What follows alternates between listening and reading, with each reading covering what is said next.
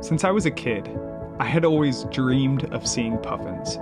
Fascinating creatures with their beaks able to hold mouthfuls of fish, and with the capability of diving nearly 200 feet underwater. These parrots of the sea are miraculous. Seeing them up close and in person, building a family has always been a goal of mine. So much so that I'm traveling 5,000 miles from California in the United States all the way to a Norwegian island in order to try and follow a few puffins on these cliffs, building a family. Through this adventure, I'd come across disappointments and the realities of nature. But I'd also get to witness a family being built and some of the most stunning views of my whole life. This is that story. This video is made for the people who have inspired me for so long to do what I do here on YouTube, crafting stories about the natural world. This video may very well be the most important video I've ever made, and you'll find out why later in the video. But all I can say is that this moment in time is one I'll always look back at and remember.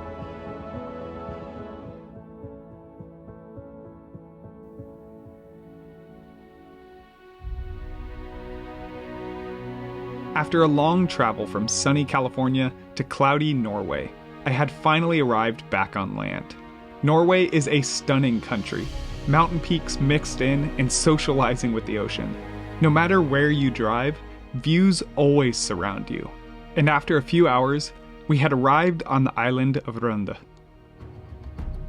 Runde is a small island off the coast of Norway known mostly for two things: its famous shipwreck back in 1725 and the immense amount of birds that nest on the island.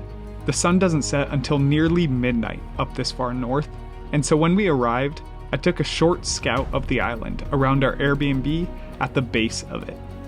In the darkness of the storm, I explored the roadways leading up the trail to the mountain, and while I didn't find much, I did find these massive black slugs all over the island, and a black-billed magpie near our home. Now, it was time to rest up and head out the following morning. Every single species I was encountering this morning was a new bird for me, being from across the Atlantic. It was almost overwhelming passing up on trying to get good photos of all these new birds, but I knew I had to stay focused on what mattered most and what I really came here for. To get the puffin photos I was really hoping for, I'd have to devote the time and energy required to getting the perfect shot. While I was still on my way to the trail, suddenly, a white wagtail pair popped right up in front of me with an incredible mating dance. I couldn't believe my eyes. I just so happened to be filming in this moment and captured this beautiful courtship display of the two as they prepared for nesting season. Clearly, this male had to earn his place in her heart first. Oh my goodness. I am seeing all new species today being in Europe photographing for the first time. And not only that, just got to watch a mating dance of two wagtail, which was just incredible. Already amazing start to the day, and I am so excited to get what I really came here for. The guardians of Runde stood between me and the bird cliffs I was headed towards. But not much of a threat, they let me pass by, and they would sort of become a reminder through the next few days of the pace of life I would live this week on the island.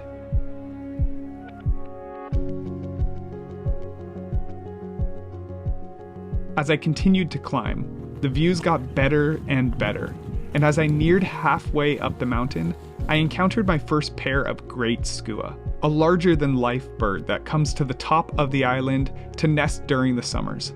Unfortunately, I'm here about a month before this island turns green up in the boggy areas, so the grass still blends in all too well to the skua, making it hard to get them contrasted with the scenery. But it was still a cool encounter to have.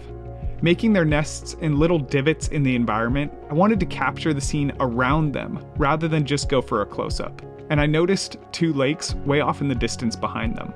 So I pulled out my 135 1.8 and fired off a scenic image of their nesting area amongst the grand landscape of this island's bog. This wouldn't be the only time I opted to try and capture the magnificent beauty of the island alongside the bird in a scenic shot, as later on, I would find my favorite photos of the whole trip to be the same, but with the prettiest bird species on the island. You'll probably notice that throughout this video, I haven't had to use my hands much while carrying around my camera.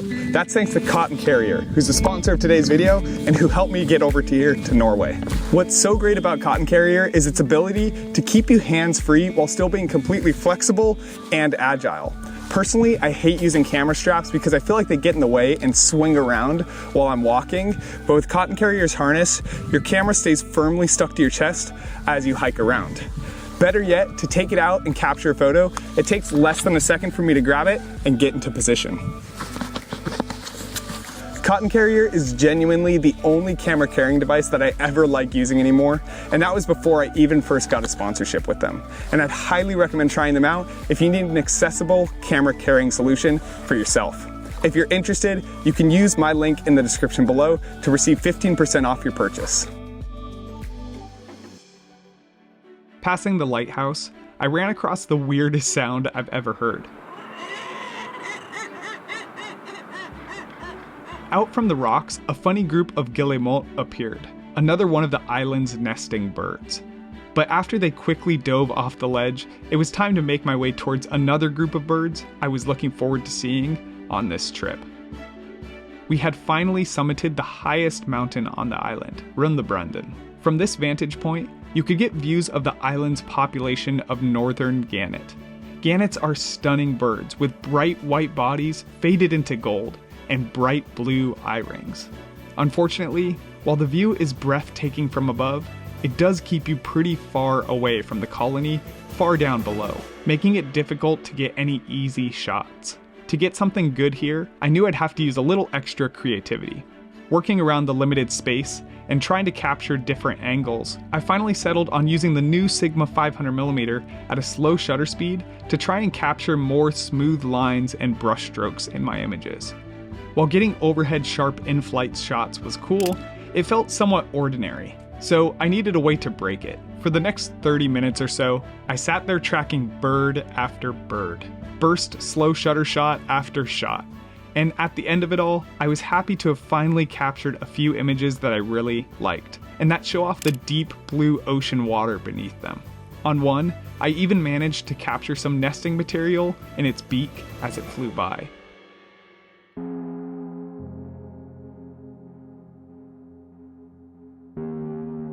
But my time with the gannet wasn't over.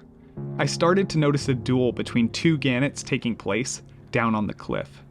Prime space for gannet nesting is limited, and to gain access, you need to claim your spot. One gannet flew up onto a cliff and started fighting for the rights to the same area as a pair that was already there. They locked beaks and braced themselves with their wings, and the battle commenced.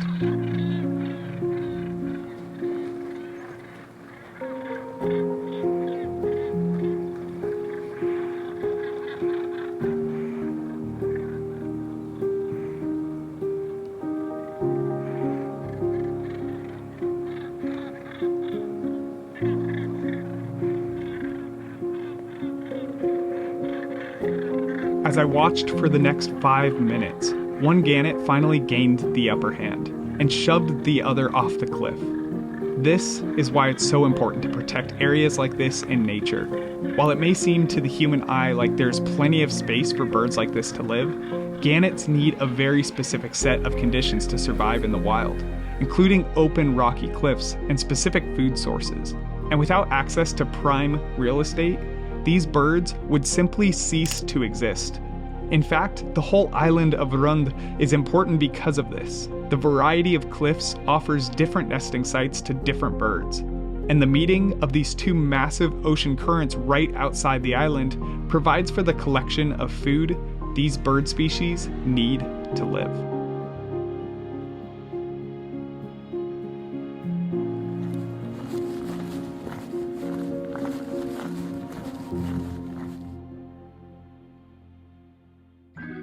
Back at the base of the mountain, I met back up with Jimmy, a fellow wildlife photographer from Sweden I was excited to meet up with.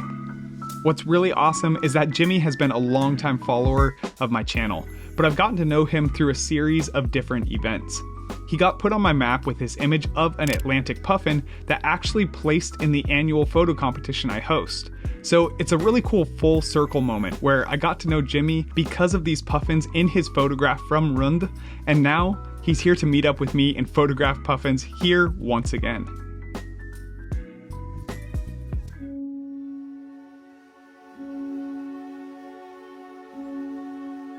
As we approached the Puffin cliffs, my excitement had grown to an immense level. This was the moment I had traveled for. The wind had picked up to a stiff 40-mile-an-hour gust. It was intense. The cold was quickly getting to me and not a puffin was in sight. And then, out of nowhere, a black cloud of puffins approached from the distance over the sea. Almost as if on the cue of an orchestra, they suddenly swarmed the cliffs in a swirling vortex, with half of them remaining in flight and half of them coming in to search the hillsides. The show had begun. Currently, around 58,000 Atlantic Puffin call the cliffs of Runde their home, and in every direction you look, they can be spotted. It was almost too much to take in. I captured photos left and right of puffins in every type of background and position that felt imaginable. These were incredible opportunities to get amazing photographs with a tight lens like the Sigma 500 5.6. However, I knew that I also needed to try to make sure and go a little wider. I pulled out my 135 once more and looked for some scenic angles with a smaller puffin in frame and more extensive views of the scenery. While some of these turned out good, I felt like I still couldn't get quite as much seen as I would have liked.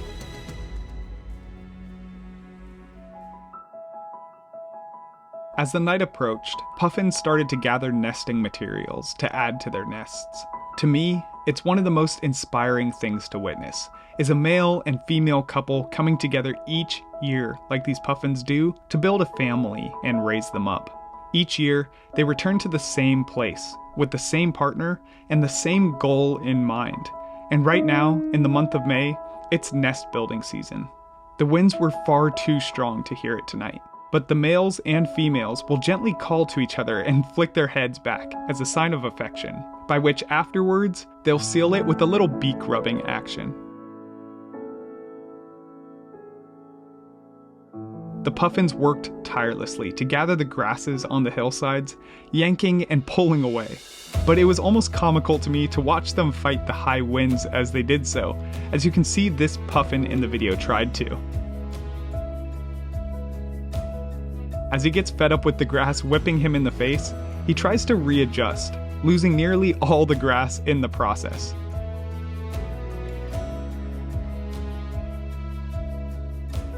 Well, I guess literally all of it.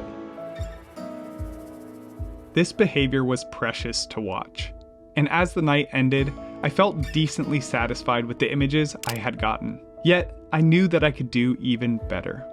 I spotted a puffin come up way closer than expected to the fence, off to the side, and it gave me an idea. While I had a lot of tight shots, I wanted something that showed off and represented the island of Runde that these puffins live on. So, the next day, I'd be ready with my 24 to 70mm to try and get a shot of these puffins if one came up super close.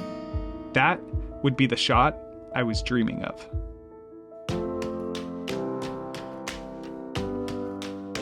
The night came down on our first evening adventuring out on the island. On the way back, I found a perfect cliff edge where you could see a pair of puffins hanging out and decided to name them Puffy and Scarpa. We'd follow up with them later in the video. Runde was beautiful, breathtaking, and everything I thought it would be. But the journey had just begun.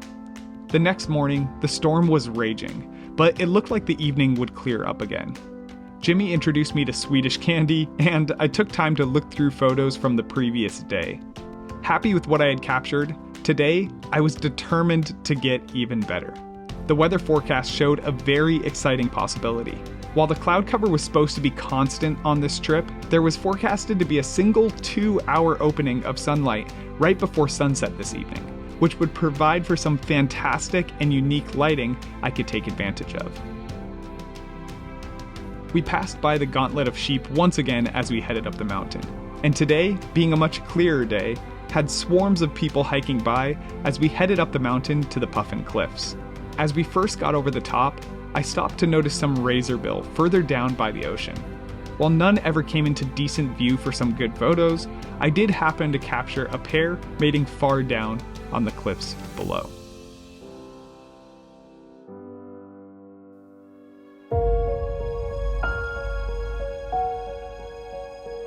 Sure enough, the sun was out, and the puffins were all ready to work, gathering and building nests.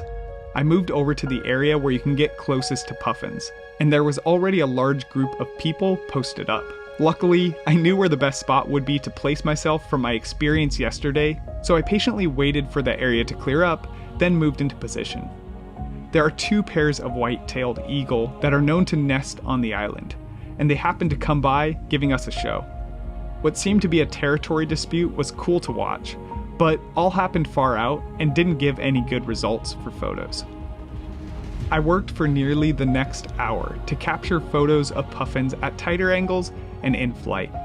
They are incredibly fast birds, making it so hard to get a good in-flight shot as they dart around at over 50 miles per hour.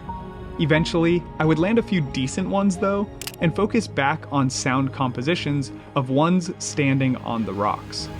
The colors in this lighting brought the puffin cliffs to life as I looked down on them, and as I was observing different scenes to photograph, it was then that I noticed a sad sight. A pair of puffins was rubbing beaks with one another and bonding, when I noticed some nasty scars on the side of one's face. Not sure what had gotten this puffin injured, but clearly this parent was still working hard to provide for its family. It's things like this that are seen that put the reality of nature in perspective. Regardless of the injuries, one must press on and do what's best for it and the colony. Let's name this guy Scarface for being the baddest puffin of them all. Then suddenly, a puffin flew up right in front of me and barely more than an arm's reach away. I couldn't believe my eyes. Just like I had prepared for, I quickly snatched the camera from my second shooter with the 24-70 mounted on it and worked to capture photos of these puffins at truly wide angles.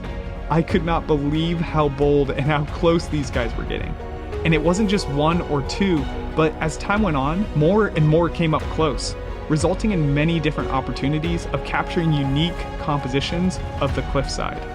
While I lost my B-roll cam in these moments, my second shooter got this clip with his phone to show off just how incredibly close up these puffin were to me.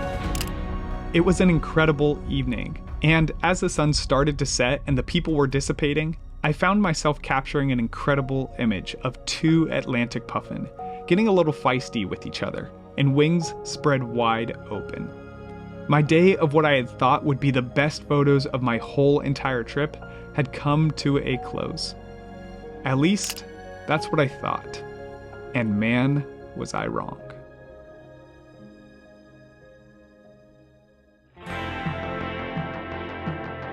As we walked down from the cliffs that evening, overwhelming gratitude filled my heart. The island of Runde is beautiful at twilight, and by this point, it had become a very familiar way to wind down my day, walking in the evening. It was time to say goodbye to Jimmy, and I had loved getting to meet him in person. The next day, I decided to go on a short road trip to explore some more of Norway. I hiked Andalsnes, which has a stunning overlook of a fjord valley, and getting to the top was no easy task. But once I was up there, I couldn't have imagined a much more captivating view.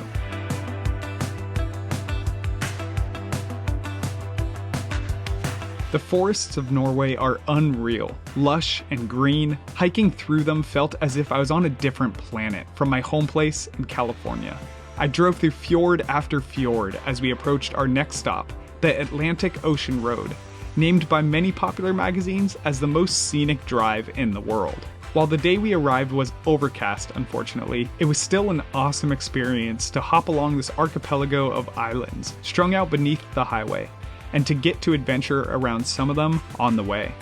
At one point, these islands used to be scattered with fishing villages, and you can still see remnants of them today mixed between the concrete bridges that hop from island to island.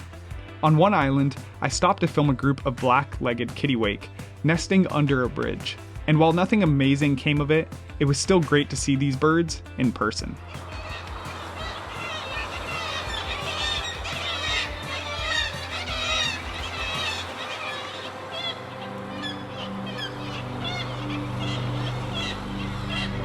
After the previous day of exploring off the island, I decided to spend my final morning exploring the old fishing port of the town and visiting the visitor center. Old Norwegian towns are no joke, and every bit as charming and iconic as they look in the photos. And I enjoyed getting to walk around the port while imagining what life must have been like for Norwegians back in the day where the fishing port was alive and the lifeblood of the community. The Visitors Center was informative and really put the decline of seabirds in perspective. In less than 50 years, the population of puffin on the island have declined from 190,000 to 58,000. Shag from 6,000 to just a mere 300, but even more drastically, guillemot from 35,000 to a small 1,000, and black-legged kittiwake from 300,000 to only 500. These numbers should be shocking. And it mostly comes down to problems with fishing in our oceans more than anything else. It's something that's important to be aware of, and I'd encourage anyone who cares to do research on how the state of today's oceans is affected by commercial fishing. Right outside the Visitors Center was a bunch of gulls nesting on a small cliffside and socializing down in by the bay. I worked for a little bit to get a few clips and photos, but nothing notable. I did see my first ever wild gray lag goose around the town, which is funny considering that I've only ever seen introduced farm ones in the United States, and never a truly wild one.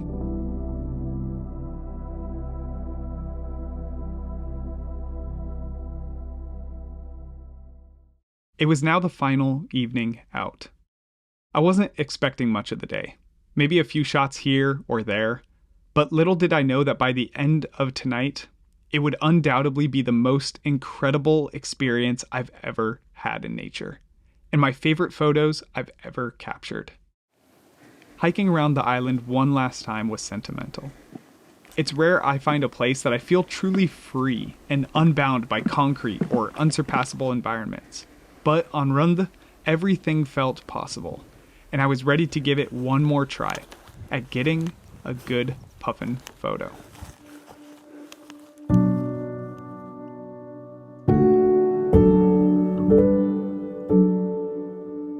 You see, there was one particular angle I was hoping to get a wide-angle shot at yesterday that I didn't capture.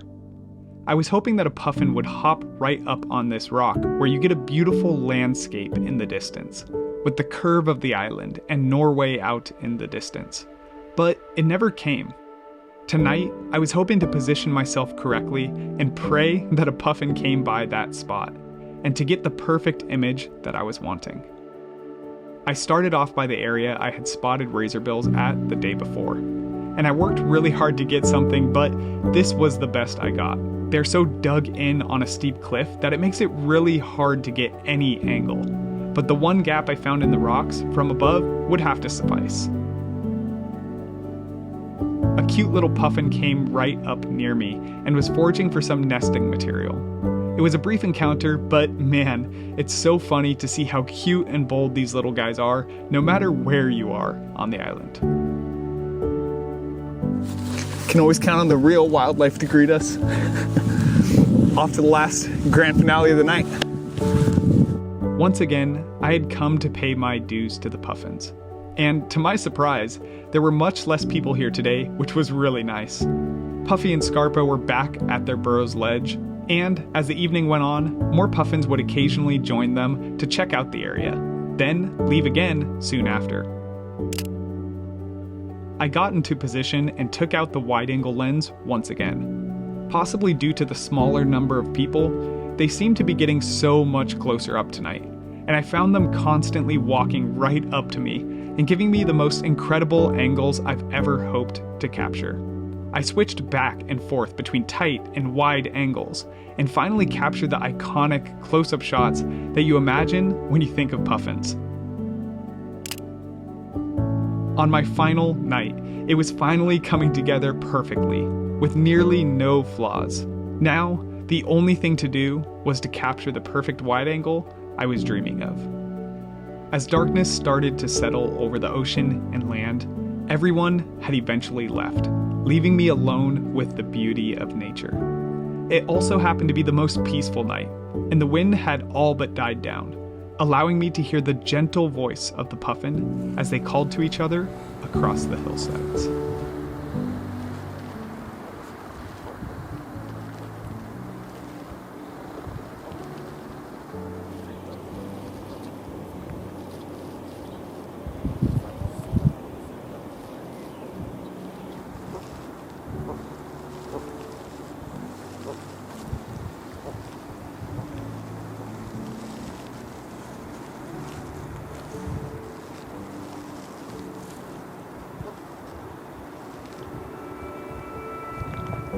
The sound was unreal, so innocent and gentle, and sitting there all alone with such magnificent creatures and such a magnificent view felt like heaven on earth. These birds seemed to all make sense now. Their behaviors, their being, and I was overcome with thankfulness that I, a simple human, am a part of something so grand and beautifully created. And finally, the moment had come.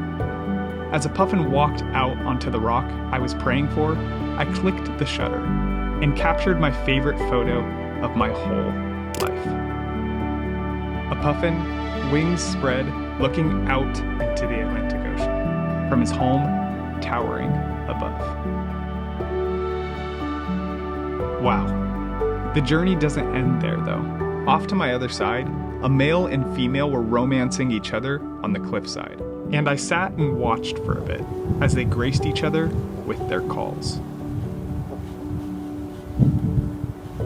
This image is particularly special to me because at the time of you watching this video, my wife is either just about to have or has already had our first children. 2 sons. Twins, I know, right? Right now, the only thing on my mind often is the joy of being a father and building my own nest with my wife. I feel so blessed that God gave us not only 1, but 2 baby boys to take care of, love on, and to show them the world.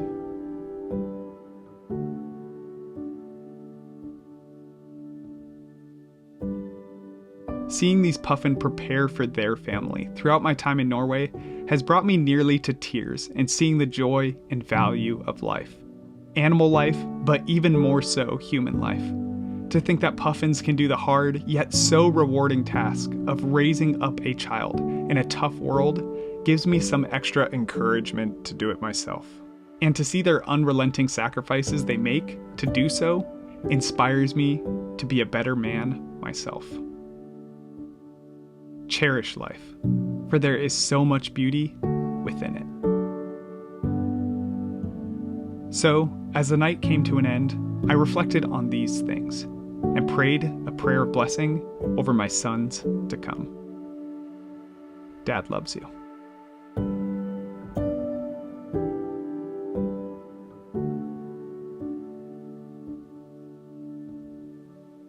This upcoming May, 2024, I'll be hosting a 5-day excursion on the island of Runde. Being the largest non-Arctic nesting island of puffins and available to roam at any hour without waiting on boat access, it's one of, if not the best place to photograph puffins around the world. I'd love to work with you on improving your photography and getting some amazing puffin photos. And for the remainder of October, I'll be giving anyone who books a $100 discount if you reach out to me through the contact form on my website. Links are in the description below. Thank you all once again for watching, and I can't wait to see you guys in the next video.